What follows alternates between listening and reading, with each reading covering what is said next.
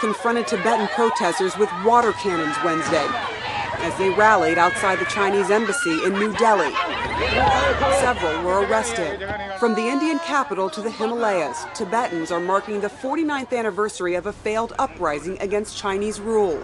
Even the Tibetan capital, Lhasa, has seen rare demonstrations by monks, according to reports on the U.S. government-funded Radio Free Asia, which said Chinese security forces had used tear gas to disperse them.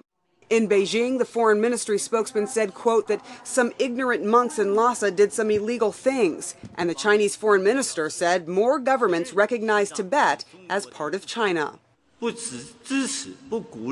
We hope more and more countries will move in this direction, and more people will see through the Dalai Lama's scheme to split China.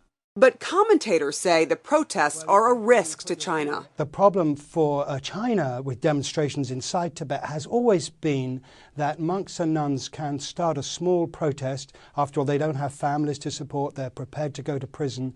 But then large numbers of lay people join in if these people get beaten up. That's what China is desperately trying to avoid happening inside Lhasa today. But the timing of the protests is no accident as China prepares to host the Olympic Games. Stop genocide in Tibet. We want complete independence. No Olympics in China until Tibet is free.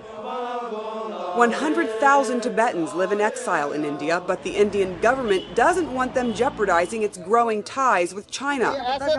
The marchers plan a 6-month trek to Tibet, but authorities have banned them from leaving Dharamshala, home to the Dalai Lama, Tibetan spiritual leader. They are trying to trap us in saying that you're doing something illegal. Our goal is to reach Tibet, and so we cannot get stuck with small regulations like that. The Dalai Lama supports their right to march.